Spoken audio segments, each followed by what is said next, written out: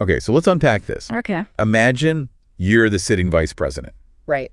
You decide to run for president, and you lose. Yeah. Not just by a little, but like a landslide. Wow. To Donald Trump, no less. Yeah. That's precisely what happened to Kamala Harris in 2024. Right. And we're diving deep into the why. It really was a political earthquake.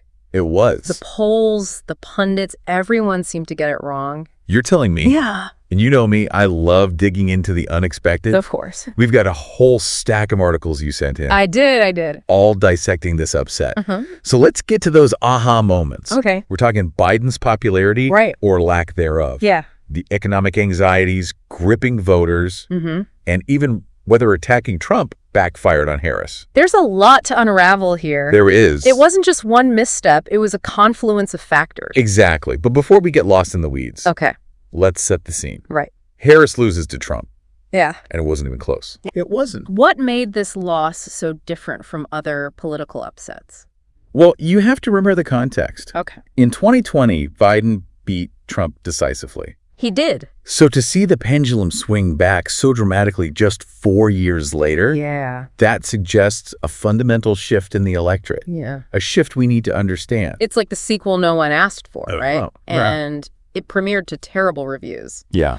Speaking of, didn't Harris step into the race after a particularly disastrous debate performance from Biden? Oh, that was... He basically bowed out right then and there. That's right, which meant Harris bypassed the usual primary battles. Oh, interesting. On the one hand, she avoided intra-party attacks. Yeah. But on the other, she never really got to define herself apart from the Biden administration.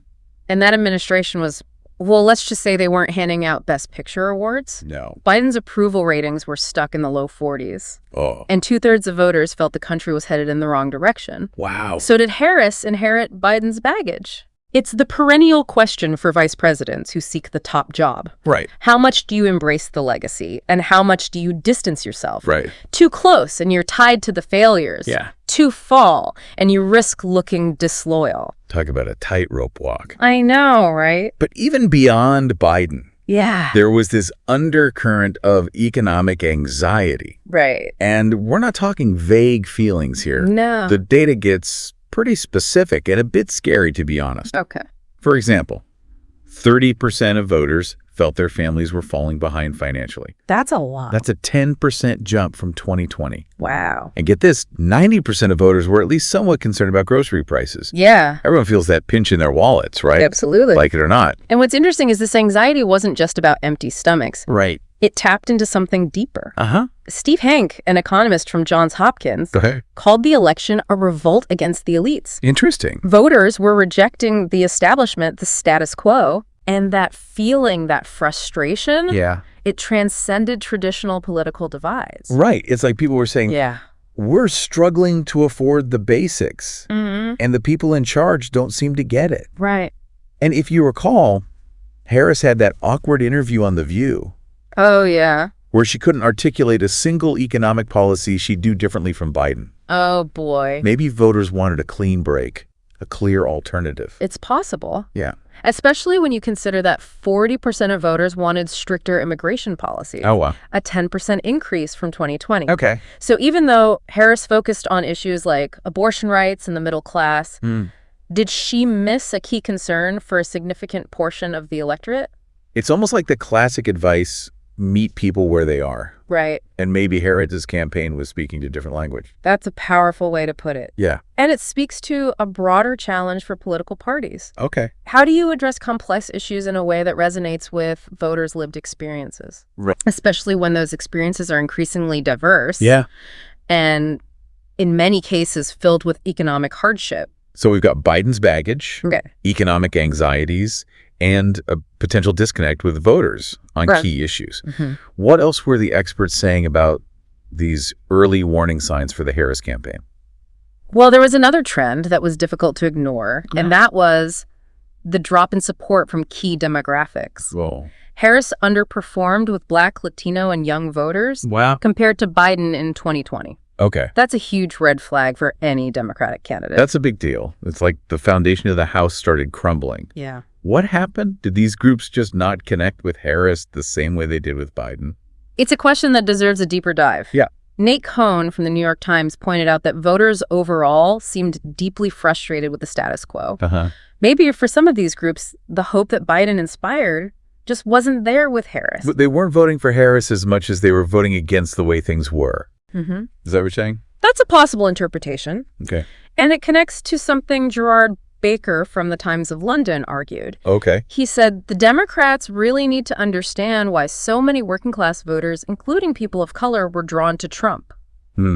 What did he offer that the Democrats didn't?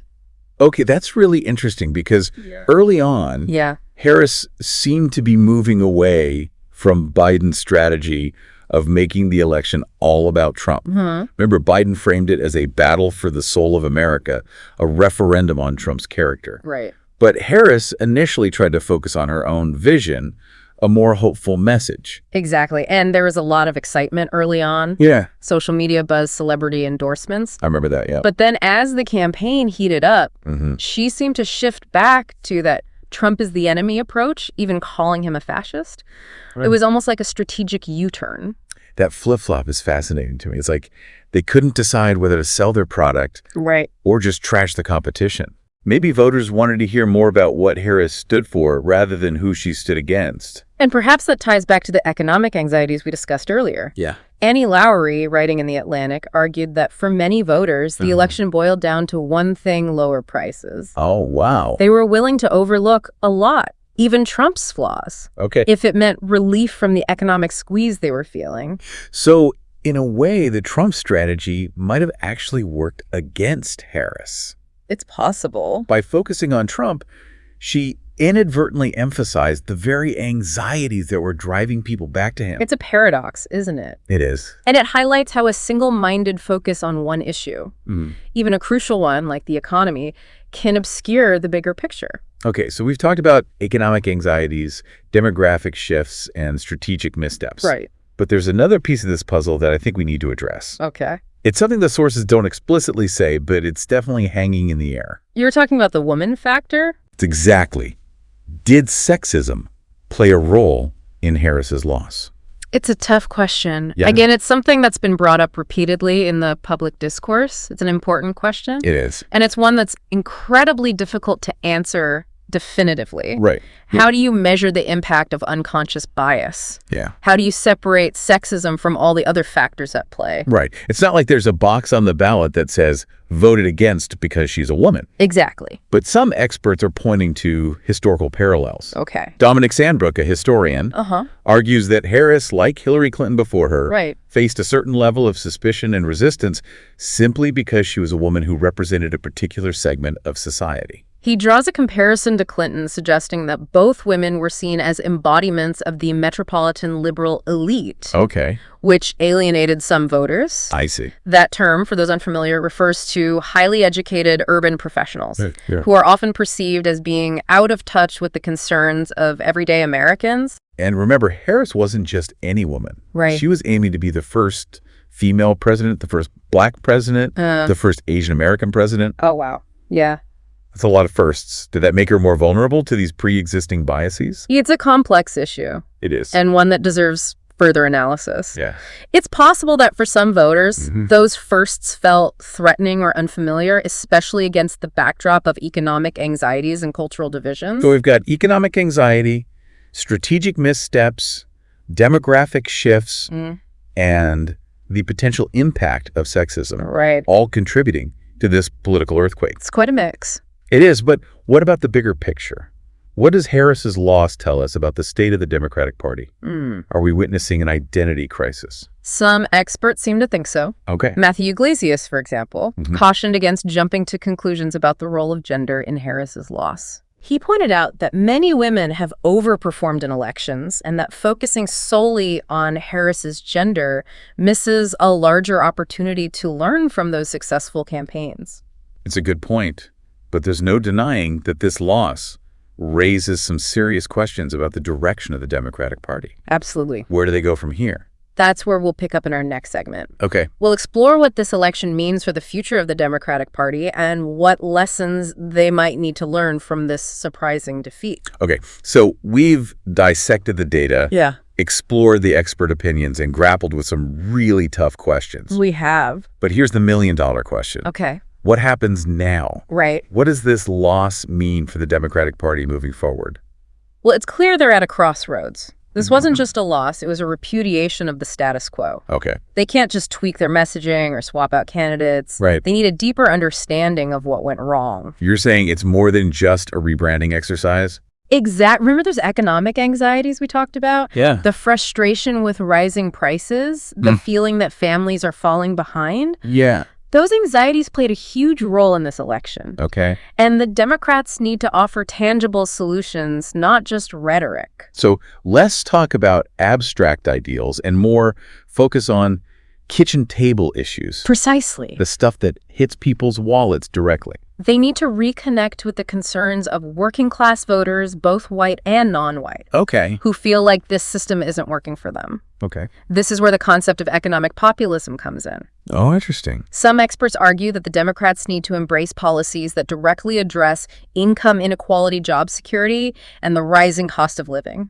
For someone like me who isn't a political science whiz, what does economic populism actually mean? It's about putting the economic needs of ordinary people front and center. Okay. Think policies like raising the minimum wage, expanding access to affordable health care, investing in job training programs. Yeah.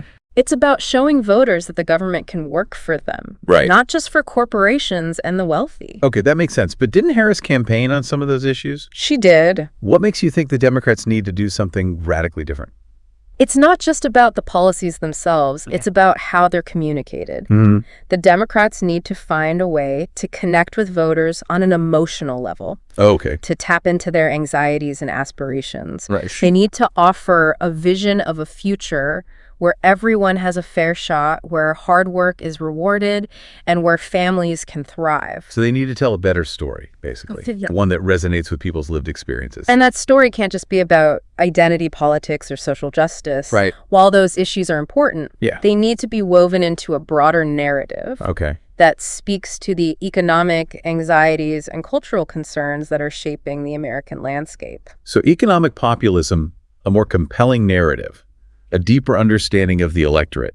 What else can we glean from this deep dive into Harris's loss? Well, it also highlights the power of social media in shaping political discourse. Oh, yeah. Remember the role Elon Musk played in amplifying Trump's message on X, formerly Twitter? I do.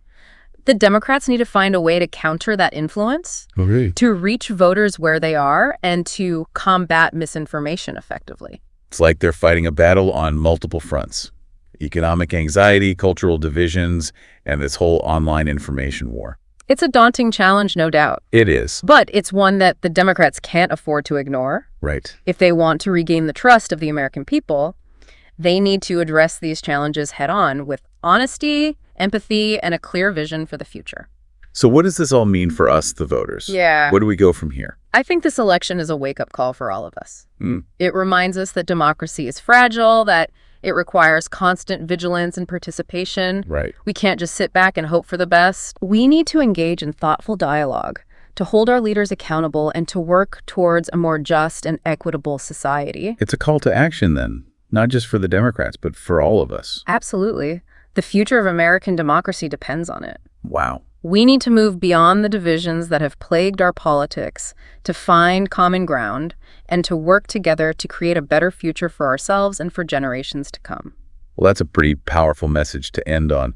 Thank you for helping us unpack all of this. It's been a truly insightful deep dive. It's been my pleasure. And remember, this conversation doesn't end here. Right. It's up to each of us to continue exploring these issues, to engage with our communities, and to make our voices heard.